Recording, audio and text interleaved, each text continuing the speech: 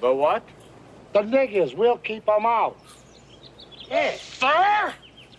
You are talking to a nigger!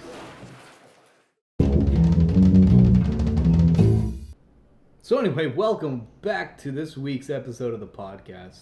Hey. How's it going? Pretty good. It's been, It's been another week. It's been another week. I've really been struggling to watch films this week. I feel like we've had to push ourselves a little bit. I was going to say, did you want to talk about your new YouTube fixation? Oh, like because live there was TV one day, stuff? Because there was one day that we didn't watch a movie. I don't want to talk about that. Hour long. I don't want to talk about because I go in moods about that. Griffin, everyone that knows me knows I'll go into like this mood where I just watch dash cams and real crime. Only because I want to be disturbed and angry for like a month at a time. I was just saying that there was one day that we didn't watch a movie because we watched like an hour and a half long video. Longer. We watched like a 2 hour long video at on least. YouTube. So we've been watching a lot of YouTube, and that unfortunately isn't on Letterboxd. Yeah. Otherwise, I'd be a real auteur by now. Oh my god! Imagine logging every single YouTube video you watch. It'd be insane. Giving it every single YouTube video. I feel like it raised consciousness though to what you're actively consuming and watching. That is so true. I'm gonna give every single TikTok I watch. Letterboxd, I feel like tracking my movies has helped me sort of put in perspective that, I do watch a lot of movies that are just about men. You know? Like, it's like honestly a good way to put things in perspective by, recording them. So just by like imagining how many TikToks, like I browsed through my YouTube history. I'm like, I surely couldn't have watched all this. All the YouTube shorts. Yeah, it's crazy. Yeah. It's crazy.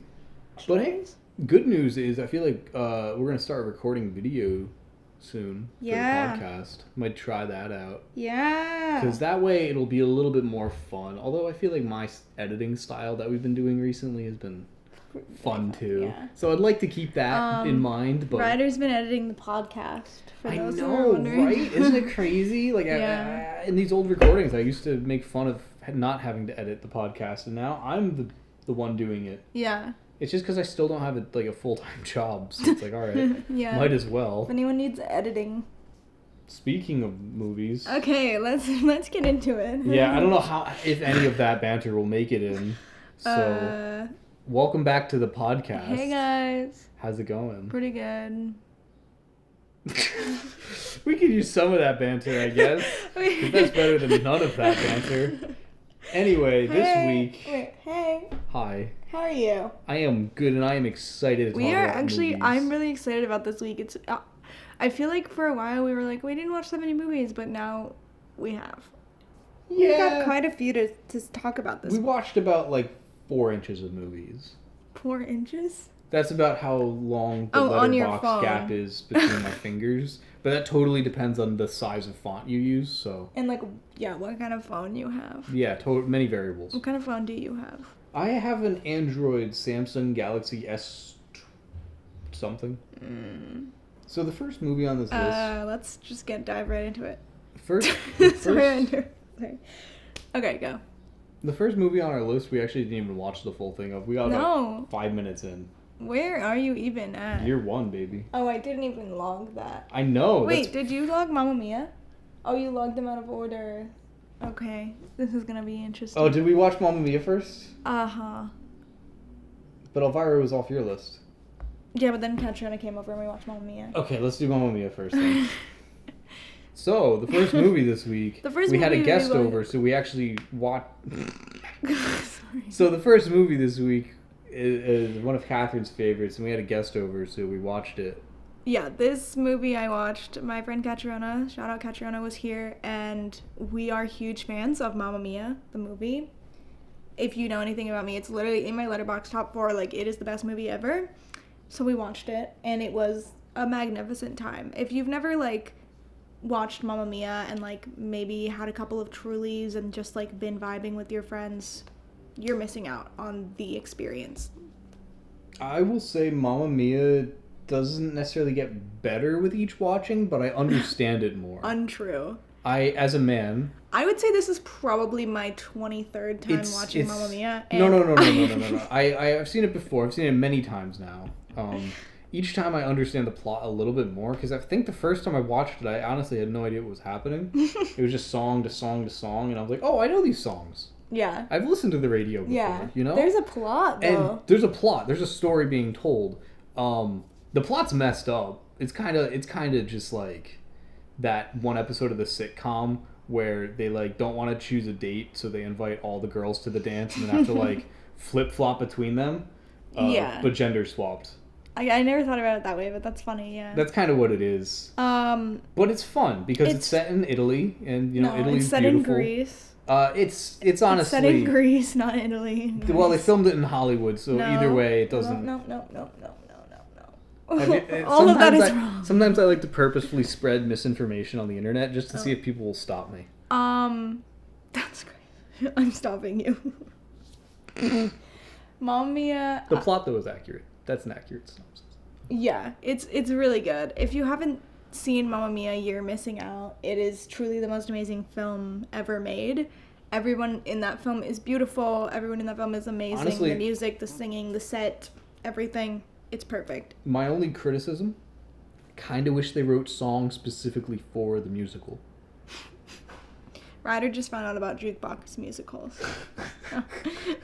So anyway, that's a 3-bagger for me. I gave it 5 bags and a heart, and anything less than that is a crime that should be punishable by I just don't think it needs a 3.7 average. I think it could be a 3.5 It could definitely average. be a 5.0 average. I agree. So anyway, the next film on our list is definitely the stinker of the week. No debate. Are we talking about the? Yeah. So this is year 1, starring Jack Black and Michael Cera, and yes, they've been in a movie together.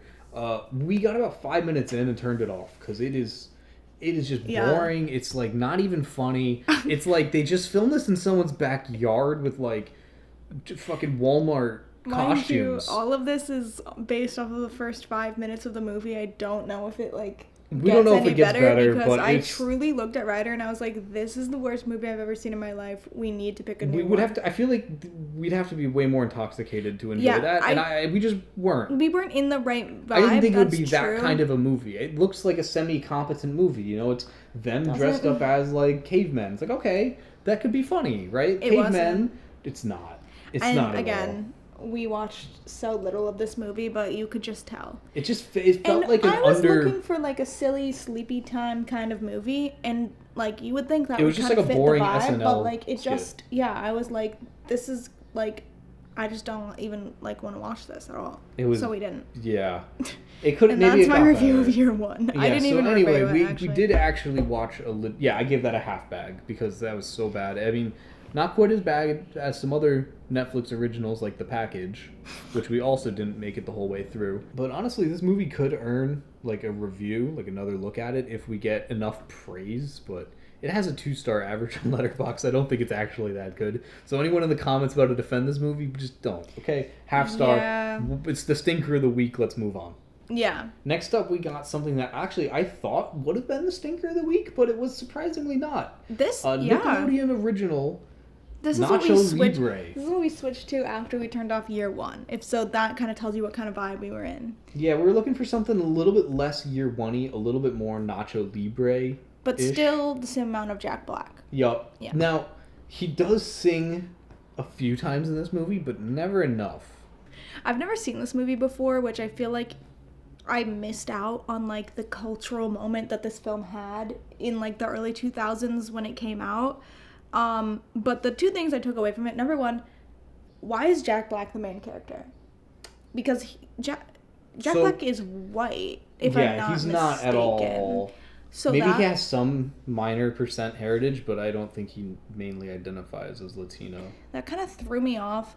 Secondly, I have to say, for this being literally Nacho Libre made by Nickelodeon, the cinematography kind of went nuts. Yeah, it's pretty well made. Like, it's an actually well-made film. I don't know if I would say that. The writing is definitely, it's a Nickelodeon movie. It's the same people that made the Fred movie, you know. But it does have, it's a little bit more self-aware, I think, and I think that's partially large part due to Jack Black's sort of campiness. Mm-hmm. Like he's like this nun or a priest, a father, who works at an orphanage, and he wants to be a luchador, and it's just the most... It's silly. Maybe is it offensive? Probably. His name's literally Nacho Libre, but like... That is his name. It's... I don't know, there's some appeal in the sense of the 2000s raunchy comedy, just like... the blatant racism, just like... But, like, I have to say, it wasn't, like, racist in the way that, like, Jack Black was playing it to be offensive, or... No, I think Jack Black was probably the least racist part, actually. It was just weird to cast him in this. Yeah, like, him being in the role was inherently racist. They solely did it for, like, the Kung Fu Panda or, like, the School of Rock. Yeah, Jack Black and Nickelodeon. Like, it makes sense, but, like... looking back at it now as like adults. As an adult, it was like, why didn't they just do any other comedian? Yeah. This movie, like, yeah, I think... Oh, we should live stream the podcast sometime. We should, that'd be fun. Yeah, we should. That's a good idea. Thanks. Yeah, this movie, it was good. It's not, like, again, we watched this, there was the plot, but, like, it wasn't anything that, like, was extremely captivating. I wasn't, like... super into it, but I was also like enjoying my time watching it while I watched it. Haven't thought about it after we watched it. That's about it. Yeah, it's pretty forgettable, so I'd place it somewhere between 2 and 4 bags, so I went with 3. Oh, twins. Yeah, the next up on our list is off your list. This is a movie my mom's been telling me to watch for a long time, Valley Girl. Ooh, I've thoughts on this. Starring Nick Cage. Wait, the ice cream truck.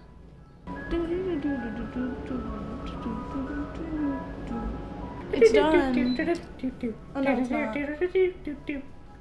It's not done. Did I ever show you that video? What video? I'm gonna play this in the recording. The pirate spy.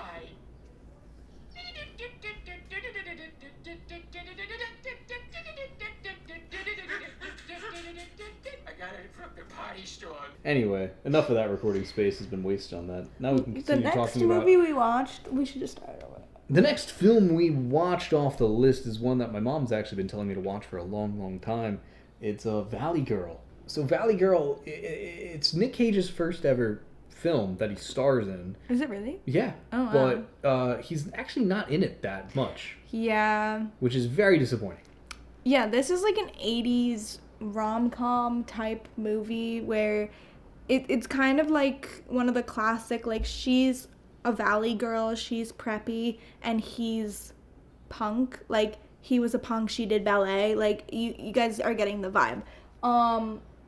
But there's no punk music in the film. So right off the bat. I'm going to just say that because when we were watching this on Amazon, there was a little fun movie fact that popped up early into the film that told us that. And that really affected the way I watched this. So yeah, but honestly, still fun. This movie, like, I feel like for being a Nicolas Cage movie, it doesn't commit the way that a lot of Nicolas Cage movies do. Yeah, there's and a lot being of his first would have been why. Yeah, no, that's true. There's a lot of, like, right off the bat, Nicolas Cage isms in the film. Mm-hmm. Even just the way his character acts, like, is like a little bit creepy, but it's just like very much Nicolas Cage. But like, yeah, the not committing to that and like not having like actual punk music. Like, there's the scene where like they're in this club and like everyone's dressed up in like leather and like all like punked out, and the music is just, it's like not the right Corey vibe. Hart. Yeah, it's just like dudes in sunglasses, like singing like I'm a song. It's like poppy, and like it should not be poppy. These punks would not be headbanging to that. Yeah. So that was like a little bit silly. It's funny inadvertently. Yeah, like it is kind of funny, but it's also just like, I would say the other plots of the film though that aren't the punk plots are very boring. Yeah, there's a lot that happens. I think that this film ultimately, like, it just has too much going on because we kind of open with like the main character girl and like all of her friends, and then they kind of like branch off and each kind of have their own little storyline, but then the movie wants you to believe that like this main girl and Nicolas Cage like dating is the main storyline, but like it never really commits to any of the storylines fully. Ultimately, I feel like, like, all of the other storylines were, like, not as exciting, and it kind of just, like, ended up making the film drag a little bit. Yeah. And honestly, I was really most interested in Nicolas Cage. Mm-hmm. Sorry. No, I was gonna say that the even like the editing was pretty rough too. Oh at yeah, moments. some silly editing moments. Definitely some really silly, and there's some kind of crunchy shots, we'll say. But generally, I really liked the cinematography and like the lighting that they were going for. They did a lot of cool lighting. It's just a shame that they didn't fully go for it a lot of the time. It feels like there was something holding this movie back, whether it be like the studios or I don't know. But honestly, the biggest flaw I think that this movie has, looking at it in 2023, is just how like casually rape culture is just like present. I feel like we talk about this a lot whenever we watch 80s movies. It's always insane how creepy the movies are, very casually. This one is maybe the most creepy 80s rom-com I could think of, in terms of that, like, predatory kind of thing. Like, not that Nick Cage is so much so, but it's more Nick Cage's friend. Yeah. And, like, some of the other guys in this that are just, like... Yeah. And even the mom in that, too. Yeah. There's a lot. And, like, yeah, it's a movie, and it's all, like, played, you know what I mean? It's all and, like, dramatized, his friend sure, is supposed to be kind of, like, this, like, the bad more... guys, yeah, like... But, yeah, when it's played off, like, it's supposed to be, like, either funny or, like, not taken seriously. It's a bit jarring in this day and age. Yeah. Also... in the poster, he has this really cool hair that he, like, does not have in the movie. And he just does not have want that hair color. Like, I wish that he, like, committed to that. Yeah. He does have, like, dyed hair in the movie, which I think is really fun. Mm-hmm. But, like, it's not as cool as the poster. This one I gave 4 bags. I gave it 3 bags. At the end of the day, it was, like, a pretty mid movie for me. It's a pretty fun movie. Yeah, like, I enjoyed watching it. It was fun. It was Nicolas Cage. It was fine. Like, I don't have, like, that much to say about it. Now, speaking of a really fun 80s film, you've never seen this before. I know, and I loved it. Robocop, 1987, Ronald Reagan-ass drug and anti-drug war and I don't know why I thought you were propaganda. saying Ronald Reagan directed this. No, he didn't. This was really good. I have to say I was very pleasantly surprised because... I spent a lot of time not picking this movie because I was like, okay, I get it. Like, he's a cop, he's a robot. Like, it just kind of seems like maybe it's going to be a little bit, like, masculine for my taste in movies, and very one-noted. And it really, like, it was better than I thought it was going to be. And maybe that's because I was going into it with pretty low expectations because, like, maybe I'm a hater, but I really liked this movie. I gave it 4.5 bags right off the bat. I gave it 3.5, only because I've seen it enough. I knew the plot. I wasn't surprised by any of the twists of, like, the mystery of it. Yeah. It's a good cop detective story. Yeah. My biggest problem with it was the fact that it was all based around, like, war on drug stuff. Like, it was a little bit too on the nose for me to be like, okay, I get it. Like, cops are being run out of the office by machines, so go support your local PD. Yeah. And never smoke a marijuana. Yeah. But it's a very good, fun movie, and honestly, I'm also giving it a 3.5 because the gore in it was a lot as a kid. That traumatized me. Yeah, it was definitely a lot gorier than I thought it was going to be. Now, like, you might think, okay, sure, he turns into a robot, he gets his limbs shot off, like, that's gonna be a little gory. No. I'm talking about that scene where the guy just crashes into a tub of radioactive waste. Oh, yeah. And then turns into a, like, mutant and gets exploded by a car while he's screaming to die. But, like... or begging for death. Yeah. That was just intense. Really intense, but I feel like... for a PG-13 movie. Yeah. I forgot it was rated PG-13. When it initially came out, it was for kids, yeah. Every shot of, like, someone getting shot or, like, dying was, like, aggressively... bloody. But and, that's, like... yeah, it's 80s. Yeah. Like, once you kind of lean into it, you're like, okay, that's fun. Like, I was kind of here for it, and I you know, it took me a second to get into it, and it definitely was, like, gory. If you're not into gore... Look away for at least that one scene, because it's a lot to bear witness to. And I really liked also the casting. Like, the casting, although this is a personal thing, I but love the dad him. from that 70s show just will always and forever be the dad from that 70s show to me. I'm not honestly, even that Kurtwood Smith, I think, did a fantastic job, and you couldn't put him in anything else for that. I don't know. I'm not even that big of a That 70s Show fan. Like, I know the show and I like it, but like every time I look at him, I'm just like, you're just like a silly, goofy dad. Like, you might be, you know what I mean? And like, yeah, he's in like, he always does like a dad, even in Dead Poet Society, he's like the abusive dad from that. And like, he was in Quick Change? He's just like a silly, goofy guy. Was he in Quick Change? Yeah. Like, remember, he was like... Oh, briefly, yeah. I don't know. He was good in RoboCop, though. I'm like not saying he wasn't good. Like his performance. I feel like the character of him trying to be like. He has like an evil. I said this before. He has like an evil guy face, but I feel like I don't know. It doesn't commit fully because to me he's like he plays it a little bit funny. In this day and age of seeing Walter White-esque crime lords on TV, I think it was like accurate for the time to have like the nerd dude with the big glasses who just has no morals is like one of the biggest pawns of the crime syndicate, you know. That's like, you know, I liked it. Anyway, I think that's enough about RoboCop. Wait, but I wanted to say I really liked also the robot, like not the RoboCop, the but like CG, the claymation stop motion stuff. I really love that. Like, I just wanted to mention it. I just wanted to shout it out. Yeah, no, absolutely. Like the like when the big giant machine. Rates, if you like that, you're gonna love RoboCop 2. There's a lot more of that. RoboCop 2. Ooh. RoboCop 2 is nuts though, because like it naturally gets sort of not to dive too much into RoboCop 2, but just to hook you on it. Mm-hmm. He's a robot, so what if he got glitched or hacked?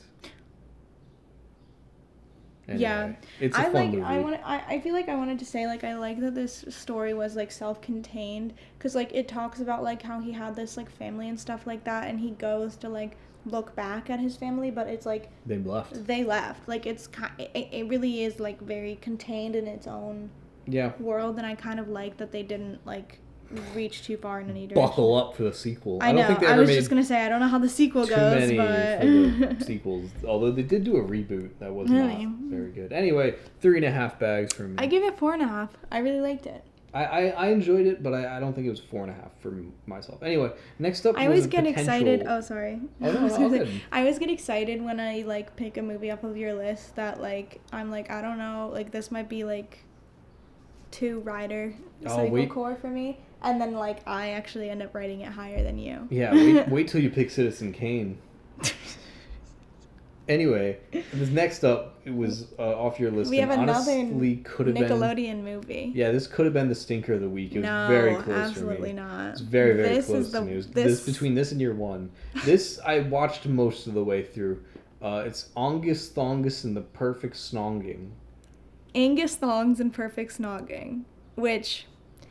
every girl that grew up in my generation and age knows this movie and knows like the chokehold that this movie specifically, like Aaron Taylor Johnson in this movie, oh my god, like it is everything. Like it is British. It's like little girls running around having a crush on the bass player. It's got cats. Like it is so I couldn't tell you a single thing about this movie.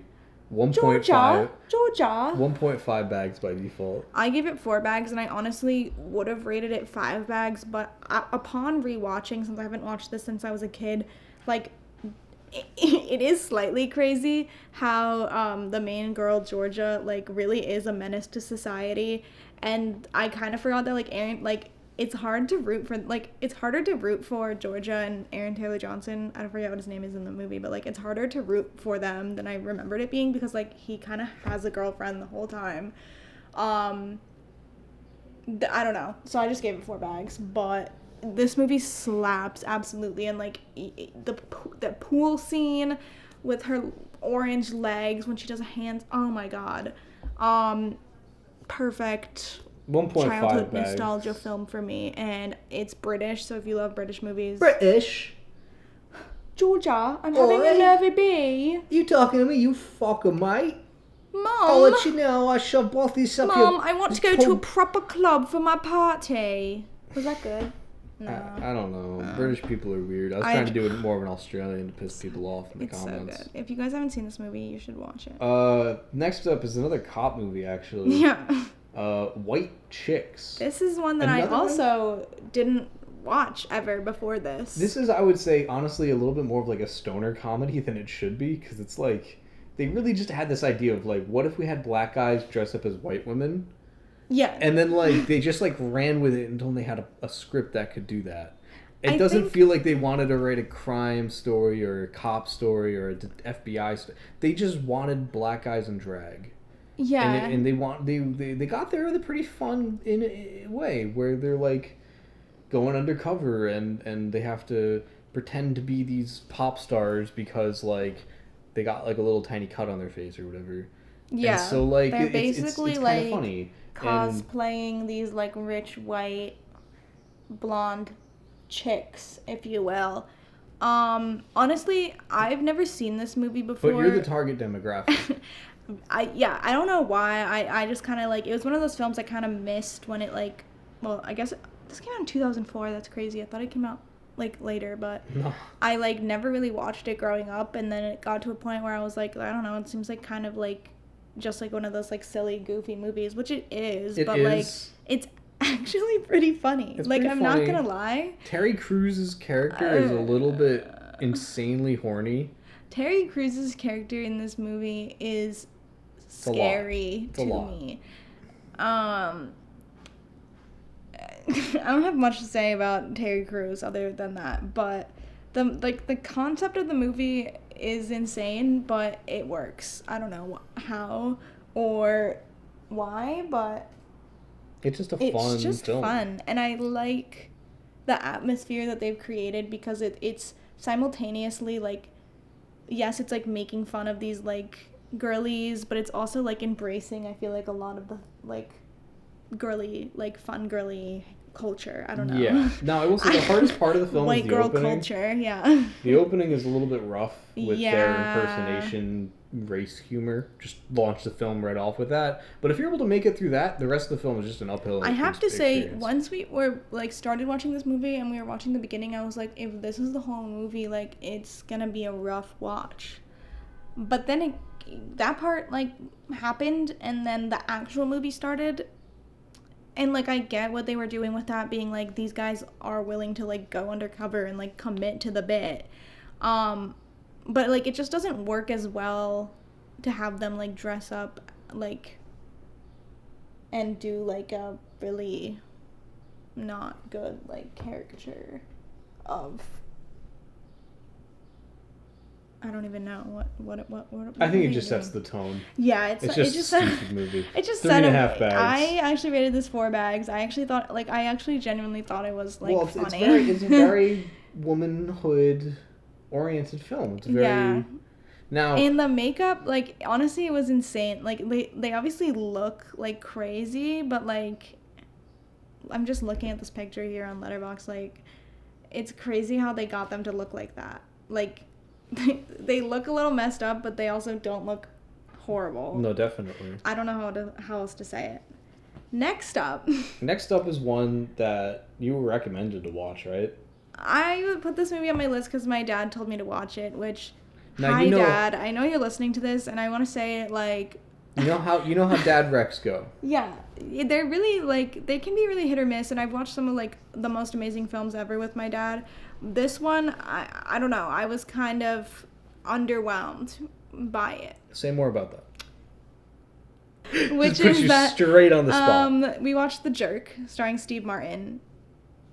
I think the thing that got me was that, like, not only my dad, but, like, I know other people, like, in the world have been, like, The Jerk is, like, a really funny Apparently, Steve you Martin showed me movie. articles that said this was considered in top 100 funniest movies ever. The Letterboxd, the Wikipedia page for this movie is, like, this is Steve Martin's, like, funniest performance and, like, one of the funniest comedy movies ever. And, like... Is it? That's my answer. If you find this movie funny, I feel like you'd probably be entertained by like a fan spinning. Like I don't know if I would go that far. I don't know. It's but just what I would what's say the humor is here? I thought it was gonna be way funnier, and I think also coming off of like watching White Chicks, that was just like, which is very over like, the top. Yes, exactly. Like, This is very it's under getting the a top. laugh This out is of you. this is the Monty Python of playing down the bit, and I love that. But this, it just felt like there was no bit to play down. It was just Forrest Gump without the guy doing anything really of note. Yeah, so this movie sort of just like follows Steve It's a parody. Martin. It's a parody of Citizen Kane, by the way. I think. Oh, really? Well, just that whole plot of like starting at the end, being like, "Oh, well, see, this is my tale," and then it's like the up and coming, like he goes from being broke to then getting a modest job to then being successful, then being super rich and powerful, and that being his downfall. Yeah. And I guess there was a lot that happened in this movie, but like, I don't know. It was just paced horribly because there's this whole romance plot going on with Bernadette Peters. Bernadette Peters, we love you. And no, I like her too, but there's just the writing was insane with having them, her leaving him, and there was like a carny involved at one point. And yeah, he like there's just like a lot going a on, lot that goes and on. they introduce like a lot of, and like I understand like it is some like of the jokes landed. a story of his life, so like there's a bunch of characters he's gonna meet along the way, but like the way that they're introduced, and some of them kind of like continue the plot and some of them don't. It's like a lot going on. Also, some of it felt like shock humor too. Yeah, Low key, when a film opens and Steve Martin goes, "When I was born a young black kid." Yeah, there was going off of that. I think this film, that whole part of it was extremely confusing because I thought like it was going to like touch a little bit more on like, I don't know, like race politics or something, but it's just sort of like it came out 79 played off, and then he like if you guys don't know, like he was like, I guess they said like he was left at the doorstep of this family, raised by them, and then he finds out that he finds out that he's not biological. Black, I guess, but like also he says the N-word in this movie. Movie. At one point, there's some people who say like they don't want these N-words in the community, and he goes, "Hey, and then he says the full N-word, hard R." Yeah. So that's like crazy that Steve Martin sure said that, right? The Steve Martin Martin? that was. I did like, however, the one point when he got to show off his juggling skills, because I know he actually knows how to juggle. That's cool. There was some funny bits. There was. Like when he's looking at the cans because some random dude's trying to shoot him. Yeah, and that's again the scene never I've seen. never explained. My dad has showed me that scene and been that's like, probably the funniest joke in the movie. When he's just looking at the cans and they're popping and he's like, "Huh, these cans are bad." Yeah. And it's like, okay, it's funny because he's stupid. Yeah, I never really understood. Is that supposed to be because he was raised by like? Yeah, I never really understood if the whole point behind his character was like that he was like supposed to be dumb for any like particular reason. I think it's just racial. Yeah, joke. But I didn't appreciate. And then it. also, can I just real quick spoiler at the end? Oh yeah. The film takes itself very wholeheartedly wholesome. Yeah. Oh, his family and friends come and save him at the end. And as a comedy, you can't go out like that with like trying to have an authentic, heartwarming story. If it almost tries to do 80 to 90% of the film is just filler jokes. It tries to do like a rom-com ending almost when it's not really a rom-com. It's not at all. It's just like the film wanted you to have you leave with a smile, and it couldn't achieve that with a joke, or at least didn't trust its ability to do that with a joke. Yeah. It's not that, but it's not even like, I wasn't even like, I know it's supposed to be a comedy, but I wasn't even laughing that much. There was definitely a few times I liked like, when he found his special purpose in life. Oh, yeah. Like, haha, okay. I liked when they like pulled the church and they like literally pulled the church in half. And it was like separating that was like the a groom funny. and bride. I feel like they had a few funny visual things, like when Steve Martin's head like turned all the way around. Yeah, like it's very like but then slapstick. like you get like the whole plot with like the glasses, and like the visual of like everybody being cross-eyed was just like. Is that it's funny? I'm not laughing. The joke is that they're cross-eyed. Yeah. Get it? Like, look at how dumb they look. Yeah. Anyways, I don't know if we're just being haters because this movie like apparently is supposed to be really funny, and like it came out in like 1979, so like obviously Hey, I just think there was humor funnier and movies by then. Stuff has changed, but like Spaceballs, Blazing Saddles. yeah, Holy something Grail. about this didn't hit, and just- maybe I don't know, maybe I had too high of an expectation or something going into it. I'm not sure, but I thought he was funnier in the Pink Panther because he couldn't Yes! say hamburger right. he was so okay. Yeah, no, that is I thought that joke is was so better true, than and I this also movie. always thought he was French because of that movie because that was the first Steve Martin movie I ever watched when I was a kid, and maybe that is why I don't think this is funny because I feel like he committed more to the Pink Panther. Than I would he like did a this. hamburger. I would like to buy a hamburger. He's just always been old. The white That is hair. so true. Like, when has he not had white hair? He's always had white hair. That is so true. Anyway, the last final movie we're talking about this week is actually the best one, which is rare. I When would do we end on the argue best Mamma note? Mia. We started on the best one with Mamma Mia, but I'll give it to you. I Because feel this was like really Mamma good. Mia, we've seen it before. It's not going to be better than it was before. It's Enjoy a always new just gonna be the experience. best. Enjoy a new No. experience. Be appreciative of seeing something for the first time and going, wow, that was really impactful. Of course, we're talking about The Platform, 2019's... Is it a Netflix original? I'm not sure. Honestly, I do not know. But Okay, we watched it on Netflix. it is a very good film. I remember seeing clips of this back in like 2019, 2020. I remember hearing about it when it came out. And this is the film that centers around this idea where there's a prison-type building in the ground where you get assigned a random floor and you stay on that floor with a cellmate for 2 months. There's no way up or down out of that cell. It's just a floor. And every day, once a day, a platform descends from the ceiling carrying a giant feast of food. Thing is, everyone above you gets to eat first and you're left eating their scraps. And so it's kind of an interesting movie. It's sort of like Snowpiercer, if you've ever seen that, in terms of the class economics of it all. It's a commentary on society, if you will. There's a lot to be interpreted. I feel like in terms of aesthetics and tone, it's very akin to something like The Menu. Mm-hmm. Because of the chefs. Not even just because of the chefs, but just like the formality No, of it I all. agree. Like the main character chose to be in there. He voluntarily joined, which is rather odd, apparently. Yeah, I mean, like, he chose to go into, like, this prison. To stop smoking and to get a degree. Yeah. which, But then... Which, honestly, I kind of wish we got to hear more about that, because there was other people in there talking about degrees. And I wonder if they were even going to get them, or if that was a lie, if it would even be released. None of those questions really get answered. Yeah. I was gonna say, the concept of this film is really interesting, and it's really interesting the way that it's completely limited. Mm-hmm. Basically, besides like a couple of flashback shots, like it's completely limited to this square prison room. I would say the limitation of them being limited to just like the prison would be totally good and amazing if they didn't have those flashback scenes outside of the prison. Yeah. Because once you start opening that can of worms, the audience, we want to see the rest of that world you've been building, man. You can't just end in the prison we've been in the whole time. Yeah, no, I could have, I feel like I don't know. I was gonna say I could have done without, like, the flashbacks of him, like, signing up for it, because he could have just, like, explained why he signed up for it, especially since, like, the lady that was talking to him also ended up in the prison. Yeah.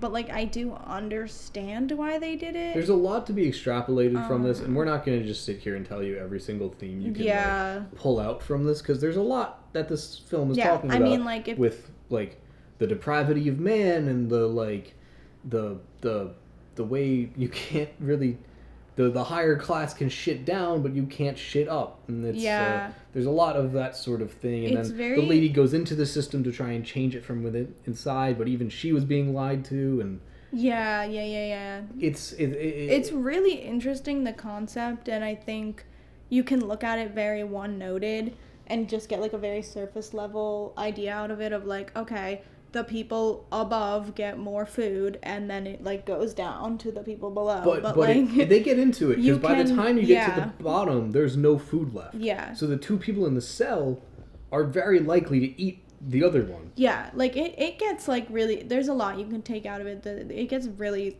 messed up and similar, I think, to RoboCop. This movie is very gory. Actually, I would say this film is less gory.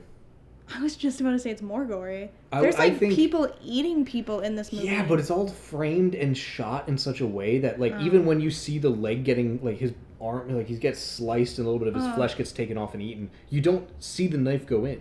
You don't see the cut. I closed my eyes. So I know you did because it's a really effective film. The score and the tone and the fact they build up such a... This is a very good film. If you want to feel things, watch this film. Yeah. This is actually good really cinema. It's really well made, and like I said before... The lighting goes a long way, especially with the gore, because it's all like usually lit with red, so you can't distinguish the gore from the shadows, and it's just like up to your imagination a lot of the time. And this film is a smart film. It's also originally made in Spanish, so you might have to do a little bit of the caption reading. Yeah, we watched the English dub. There is an English dub, but again, their lips might not exactly match up because it is a dub. But it is fantastic. It's really, really well written. I just really wish there was more. I was about to say... Oh, sorry. I was going to say, it's a 95-minute movie. I wouldn't have mind having it been a cool 120. I really appreciate, like the concept of this film and the way that it really builds its own like little universe. But I feel like the thing that held me back from like giving this 5 stars was like I feel like they either should have committed to like completely keeping it inside of the prison system or given us more outside of it. And I think the part of the movie that really showcased that was the ending. Yes. Because but we shouldn't. I don't know if I want to spoil this. I'm not gonna say. I don't know if we should say the ending. We won't spoil the ending because this is a new film and it's streaming on Netflix. Yeah. So it's pretty watchable. Yeah, but I like just as a very general statement, I found the ending personally a little bit underwhelming. But me too. I mean, I think since then we've talked about it, and I think that there's different ways that you can interpret it that make it more meaningful. But I would have liked a different ending, but I'm not gonna go into that. Yeah. No, I agree. And I think I don't mind. I don't mind that either. An ambiguous ending. However, I just wish there was more. I wish, yeah. Like it really feels like it's building up to something, and then when that doesn't happen, it's just a little bit. Yeah, when it's like you're building up to something and then you're expecting it, but you see credits instead, you're just like. Yeah, apparently they're making a sequel, but like I don't want that. Yeah, this is a good one film. It is. It's completely. It's a perfectly self-contained film. Yeah. On its own, I don't think it needs a sequel. I don't think it needs any other background. You know what I mean? Like I really love the way that it's made. That you just get the story inside of these prison cells, which are literally just like squares of concrete with 2 beds and a hole, and like you can do a whole story in there. It's so good, and a sink. Yeah, it's just so good. 4.5 bags. This was my highlight. I gave it 4 bags, but honestly, I might move mine up to 4.5 as well, because like the average rating for this is pretty criminally low. It's 3.3. Yeah, I was gonna say when I went to go review this movie, I was shocked by the lack of higher ratings on this movie. It seems like the general public kind of finds this to be a mid-ranged movie, which I think is insane. I think a lot of people will look at this and just have that immediate like, oh, this is like the menu. It says a lot about society. And then they're not going to actually watch the rest of the movie. They're just going to go on their phone. I think that, like I said before, it's really easy to pick, like, the surface level, like, oh, okay, I get that it's about, like, class and, like, going up and going down, like, and it's really easy to look at that, and if that's, like, the only thing you're taking out of the film, it, like, probably wouldn't be as enjoyable because, like, that metaphor is just going to keep getting, like, ingrained over and over. Yeah. But like if you're, if you're able to get immersed in the film, you're gonna really enjoy it. Yeah. And honestly, I think it said a lot, did a lot, was effective, made me feel things. I like films that make me. This was one of those movies I felt like. I hope he's okay. Yeah, we were like pretty invested in like watching, being like we were like on the edge of our seats, if you will. It's a good film. Anyway. That's all we have for this week. Yeah, that's gonna conclude this installment.